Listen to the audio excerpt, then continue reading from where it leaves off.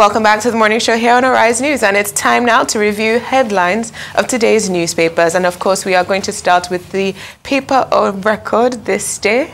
This day on Saturday? Yes. Okay, the lead story here says to attract dollar inflows, strengthen Naira, federal government plans $10 billion Diaspora fund. Currency appreciates to 1,380 Naira to a dollar on parallel market, now 1,339 Naira to a dollar on official window. Remember our discussion last Saturday? Cautious optimism. We dropped from, how much was it then? 1,050 or 1,100 Naira, you know, to 1,400 and something, but then it's up to 380.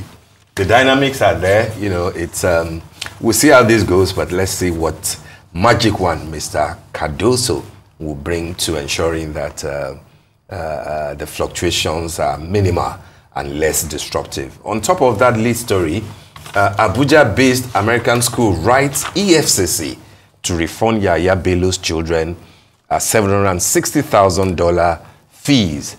Payment not made with monies from Kogi State government coffers. Aid insists.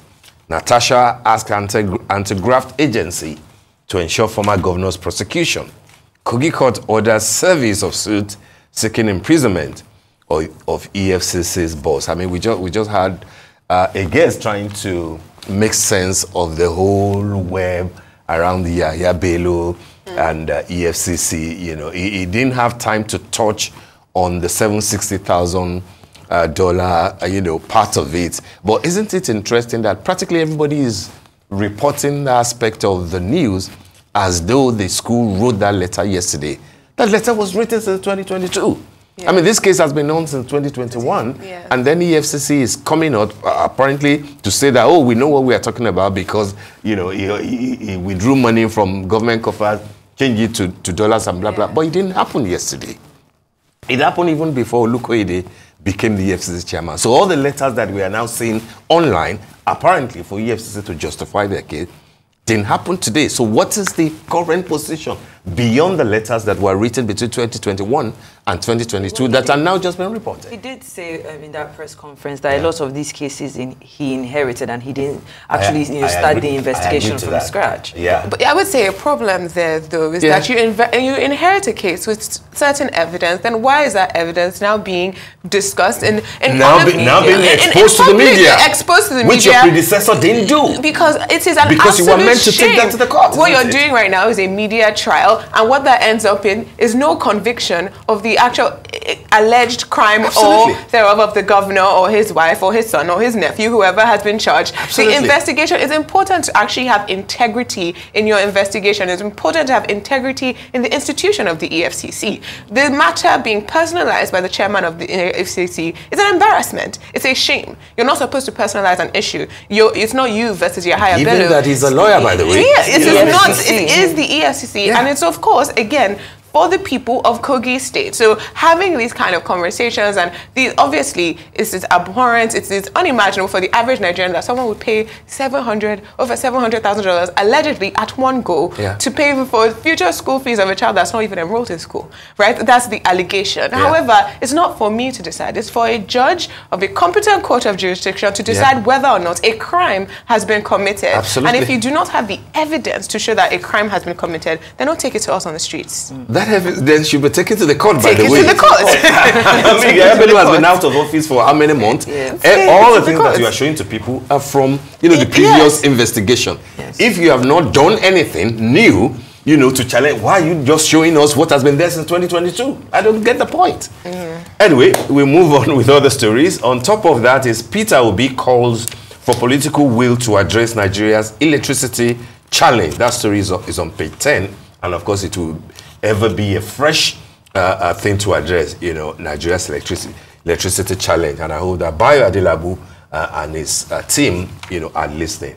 On top of that is a celebration of life. Gbajabia Mila, Dakwa Abiodun, Obagbena, others pay tributes as Funke Ogea is laid to rest. That story is on page 5. It was carried live on this station yesterday. And the cover story here, you know, also speaks to that same story, celebrating the wife of the former Information Commissioner in Delta State. Yeah. Fare thee well, it says, children of the deceased, Mr. Chike Ogea Jr., Mrs. Elizabeth Hayes, Mr. Uzoma Ogea, Mr. Maiwa Awoshemo, Mrs. Uche Awoshemo, and her husband of the deceased stroke former Commissioner of Information Delta State, Mr. Chike Ogea, Chief of Staff to the President, Femi Gbajabiamila, and Governor of Ogun State, Dapo Abiodun, during the funeral service in honor of late Olufunke Olubukola Ogea held at the Trinity House, Victoria Island, Lagos, yesterday. Yes, it Our was condolences to the family again, and may the good Lord, be with them. You were there, isn't it? Yes, it was a beautiful service. Condolences to the Koya and Ogea families on their loss, especially to her children. I was really sad. It's very sad that, she died and has left her children, but also they are such amazing people. And it also just shows like her legacy is shown through as like a mother, a friend. Her son and I were classmates in school, so I knew her for a while. Yeah, and she's just always a very lovely person, and I hope that she felt honored. Moving tributes about her yesterday. And Very, very moving. Very, very moving. May she find peace in the far country, as we say. All right, one more story on the window of this day before we move on. Tinubu appoints Jim Ovia, Nigeria's foremost banker, chairman, Nigerian Education Loan Fund.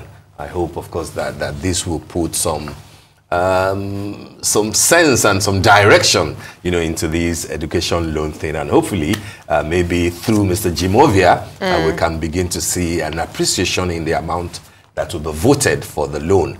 5 billion to start with, but of course, when you compare that to 90 billion being dashed out to those who are going on a private spiritual, pilgrimage, that's not a fair business. Can we look at the Saturday Telegraph? Very briefly? The story on the masthead there reads, Banks Recapitalization Implementation Plan, 3 days to deadline. Shareholders fret over rights issue adoption by banks.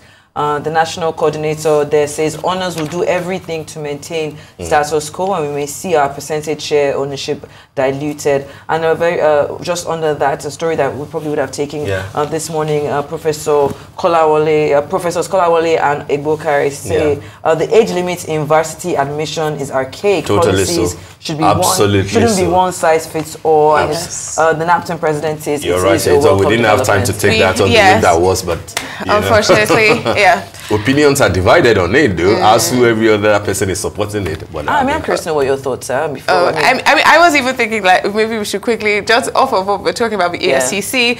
The Guardian has a story how Ganduje escaped. Yes, we haven't got time. I wonder why EFCC is not leaking Hadi You're interested in EFCC? Or Ganduje. We really have to go now. That brings us to the end of the morning show today. Thank you for watching and do stay safe. I'm Steve Ayorinde. Thank you for sticking with us today on the show. I am Adesoa Giwa Osage. And I am Shaiton Atigari. From our entire team here in Lagos, Nigeria, enjoy the rest of your morning and, of course, the rest of your day. Business Week with Abi Owolawi is next, discussing Nigeria's oil palm industry potentials. Goodbye and stay tuned.